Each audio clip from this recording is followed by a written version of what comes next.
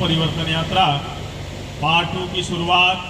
भारत मुक्ति मोर्चा के राष्ट्रीय अध्यक्ष एवं बहुजन क्रांति मोर्चा के राष्ट्रीय संयोजक मान्यवर वाउन मेश्राम साहब के नेतृत्व में यह चलाई जा रही है और यह राष्ट्रीय स्तर पे ये कोशिश की जा रही है कि इस देश के ओबीसी एससी एसटी माइनॉरिटी के लोगों को जो लोकतंत्र का नींव है, लोकतंत्र की जो आधारशिला है, आज उस पर लगातार पिछले 3 दशक से डाका डालने की कोशिश की जा रही है और इस कोशिश से इस देश के बहुसंख्य ओबीसी एससी एसटी माइनॉरिटी के संवैधानिक अधिकारों को लगातार खत्म करने की साजिशें की जा रही है। इसको एक्सपोज करने के लिए, इसका पर्दाफाश करने के लिए और समाज को इन मुद्दों पर जागृत करने के लिए और जागृत करके इस देश के मूल निवासी बहुजन समाज को संगठित करके इस व्यवस्था को भारत से परमानेंट यानी स्थायी तौर पे परिवर्तित करने के लिए राष्ट्रव्यापी ईवीएम भंडाफोड़ परिवर्तन यात्रा निकाली जा रही है। इलेक्ट्रॉनिक वोटिंग मशीन के जरिए आज के तारीख में इस देश के लोकतंत्र को, इस देश के संविधान को और इस देश के एकता और अखंडता को खंडित करने के लिए, समाप्त करने के लिए मनुवादियों का एक अहम हथियार बन चुका है। और यह इलेक्ट्रॉनिक वोटिंग मशीन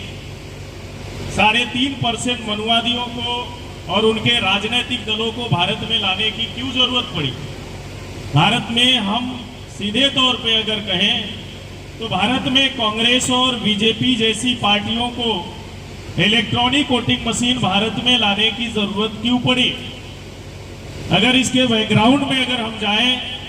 तो इस देश में जब तक डॉक्टर बाबा साहब अम्बेडकर हमारे बीच में थे, इस देश के मूल निवासी बहुजनों के हक अधिकारों के लिए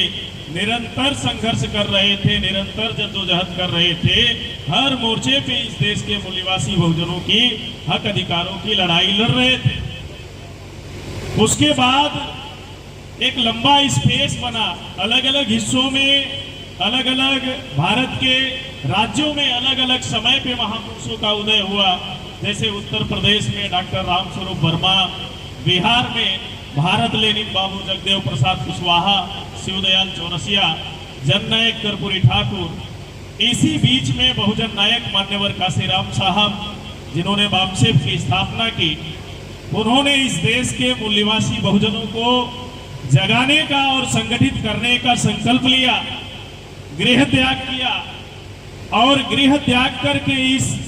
खंड खंड में बांटे गए हजारों जाति के टुकड़ों को जोड़ने के लिए बहुजन समाज बनाने की संकल्पना और सिद्धांत को लेकर समाज में निरंतर फूले साहू अम्बेडकर के विचारधारा के आधार पे समाज को जोड़ने के लिए एक महाअभियान चलाया। और इस महाअभियान से जब समाज में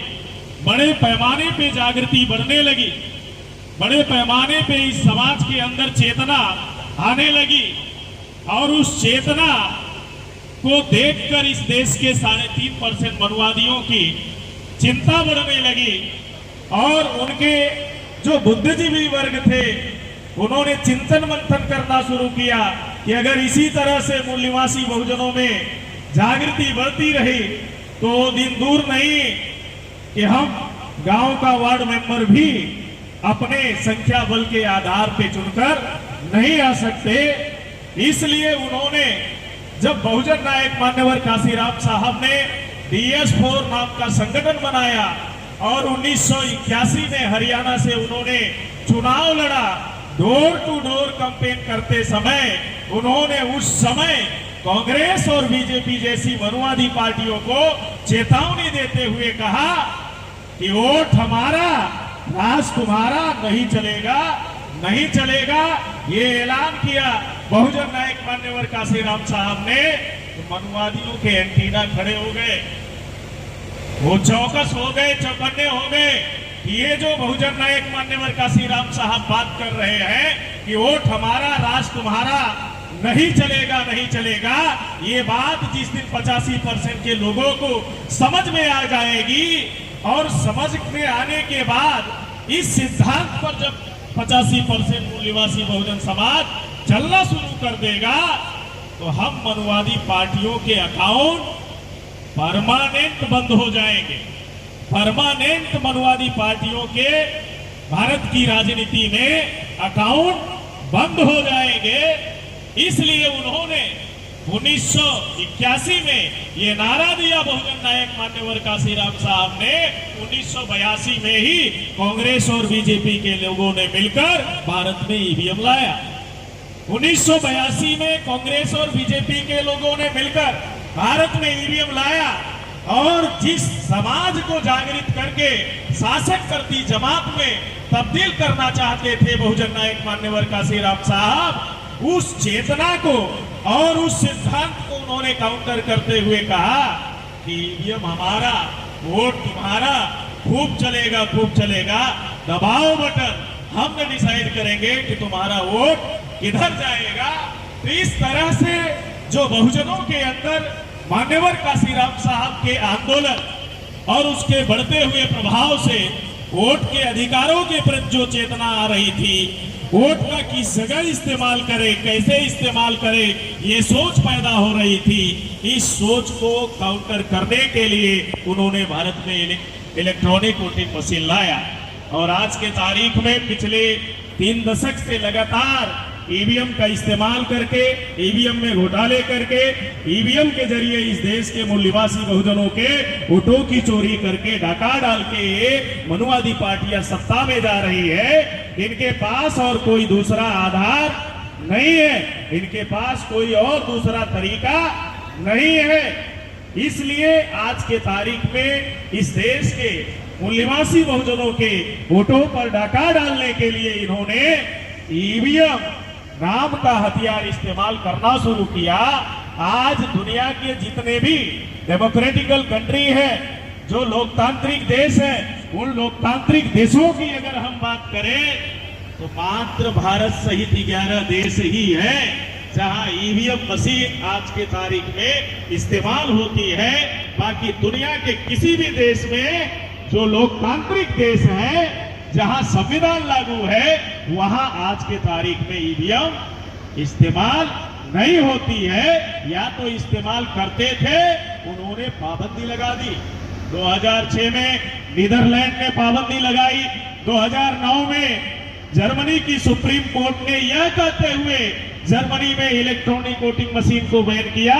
कि ये अनकॉन्स्टिट्यूशनल है, ये डेमोक्रेसी के लिए अनकॉन्स्टिट्यूशनल डिवाइस है, इससे फ्री, फेयर और ट्रांसपेरेंट तरीके से इलेक्शन नहीं हो सकता है। और जो मताधिकारी है यानी वोटर है, उन्हें आत्मसंतुष्टि नहीं मिलती और इसमें वेरीफाई करने का सिद्धांत नहीं है। अनकॉन्स्टिट्यूशनल डिक्लेयर करके जर्मनी के सुप्रीम कोर्ट ने ईवीएम को बैन कर दिया 2009 में। अभी हाल के दिनों में भारत से सटा हुआ भारत का पड़ोसी देश बांग्लादेश ने 6 अप्रैल 2023 को बांग्लादेश ने भी अपने यहाँ इलेक्ट्रॉनिक वोटिंग मशीन के चुनाव की प्रक्रिया को पूरी तरह से उन्होंने बैन किया। तो दुनिया के टेक्नोलॉजी के मामले में कुछ लोग दलील देते हैं, जो मनुवादी लोग हैं और मनुवादी इंटेलेक्चुअल और स्कॉलर की संगति में है, उनकी भी मति भ्रष्ट है, बुद्धि भ्रष्ट है। ऐसे लोग ये कहते हैं कि आज दुनिया चांद पे पहुंच गई, दुनिया मंगल पे पहुंच गई, दुनिया आगे जा रही है, आप पीछे जाने की बात कर रहे हैं। दुनिया टेक्नोलॉजी के मामले